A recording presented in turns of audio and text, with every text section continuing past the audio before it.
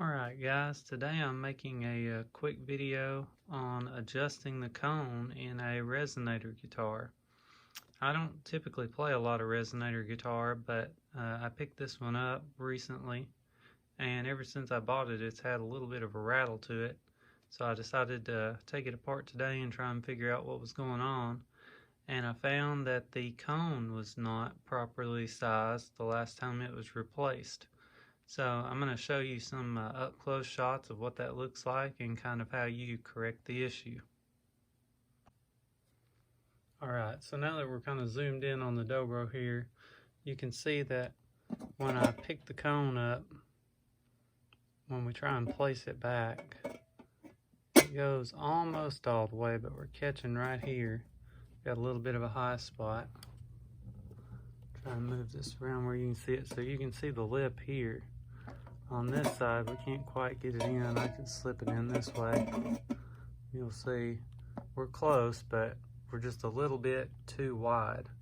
And so it's a pretty simple issue to correct. All we need is a little bit of sandpaper and a few minutes of time, and we should be able to make this thing right. Alright, so like I said, this is a pretty simple process. Basically, all you're going to do is you sort of need a reference point to know what you're working against if it may be the body that's a little bit out of round in the pocket that was routed at the factory. So we may be taking the lip a little bit out of round around this cone, but you can see that they leave you some extra flat space here, and that's what it's for, to size it to your particular instrument. So I'm going to use the beard logo on this one to give me a point of reference. So I know that I'm adjusting with the beard facing me as it is now. So I know that I need to take a little bit of material off in this general area. So all I'm going to do is take the cone and a little bit of sandpaper and sand that spot until I get it. I don't want to take a lot off because I may wind up taking off a little bit across from that spot too.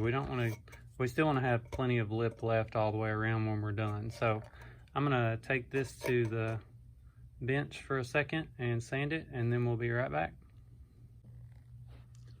Alright, so I've done some sanding on it now, and you can see that it slips in and out, getting clean now. Pretty easy to get it in and out of there. I got out a measuring tape and checked, and I did confirm that it's about a 1/16 narrower from here across than it is across this way. So the pocket is a little bit out of round. That's probably what caused the problem. But not really a big deal, just a quick little sandpaper and a little bit of time, and you can make it right. Now the other important thing here is, I'll try and get this in where you can see, around the edge though, it's not super tight. It's not loose, but there's room.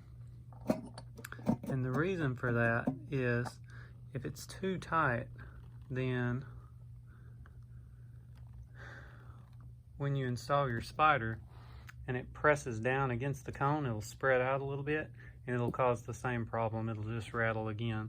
So you want to make sure that you have appropriate clearance, but not terribly loose.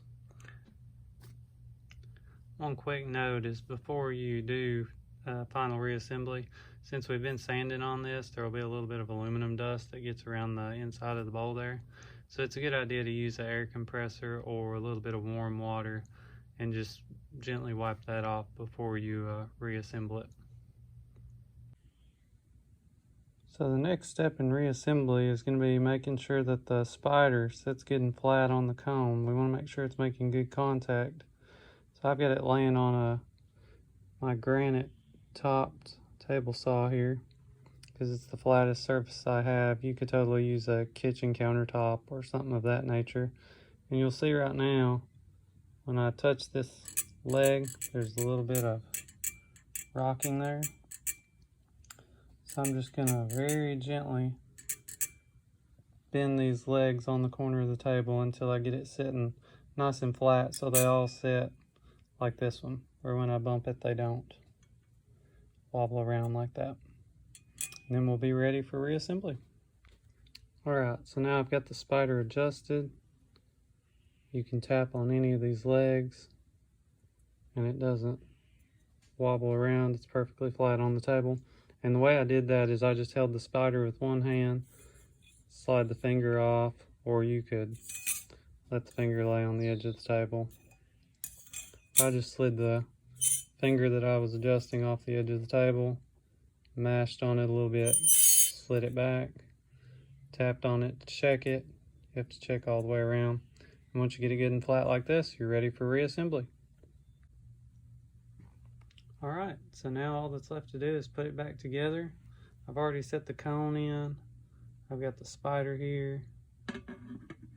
I've already test fitted it to make sure it fits nice and tight. Everything's good and snug around through here. So the great thing about these is that everything sort of floats until the strings are run across the bridge. So I'm going to try and get the cone assembly lined up and the spider lined up as close as I can to aiming toward the peg head, nice and parallel with it. But if we're off just a hair, there's still room to move it when we put the strings on, so it's not a huge deal. We've got the screw that goes through and holds the cone and the spider together. So I'm going to do that and we'll be right back. A quick note that I forgot to mention is whenever you're tightening this screw in the center of the bridge there, you don't tighten it all the way to contact. You should be able to see that in there. We still got a little gap. Is the camera will focus there? There we go. There's still a gap there for the screw.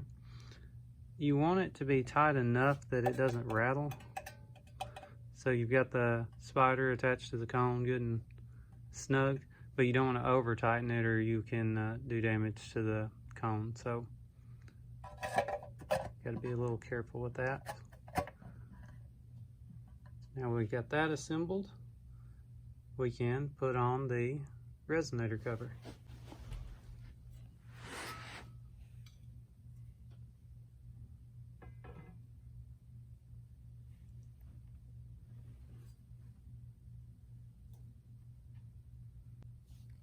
So once you've got it lined up, this part's nice and simple.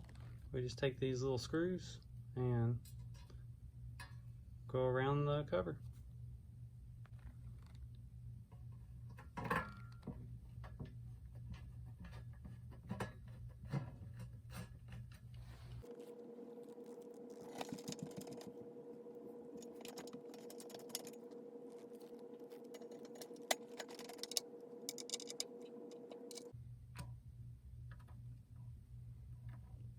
So one other thing to note is that it is important to make sure all the screws on a resonator guitar are good and snug, because they cause a lot of rattles if you don't get everything nice and tight.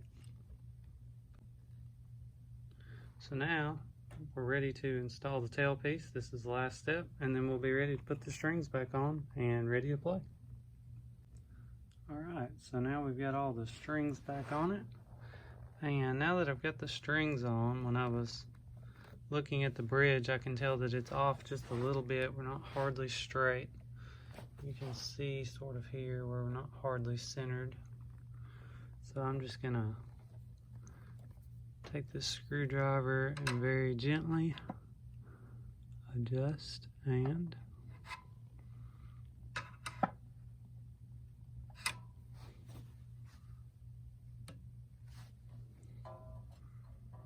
there we go, nice and straight. So now I'm just gonna slowly tighten up the strings as evenly as possible so that I don't accidentally warp the spider that we just spent so much time getting nice and flat by adding too much tension on one side or the other too early. We want to try and bring it up nice and even, and then we should be good to go. We'll see what it sounds like. Alright, so here we are, a moment of truth. got everything tuned up and ready to go.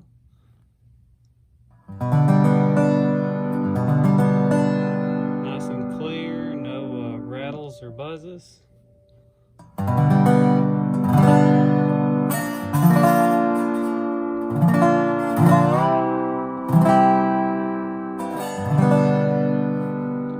Sounds pretty good to me.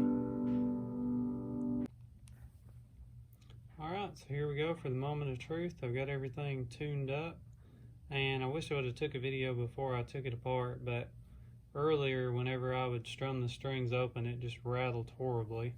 But now sounds nice and clean, no buzzes or rattles or anything like that. And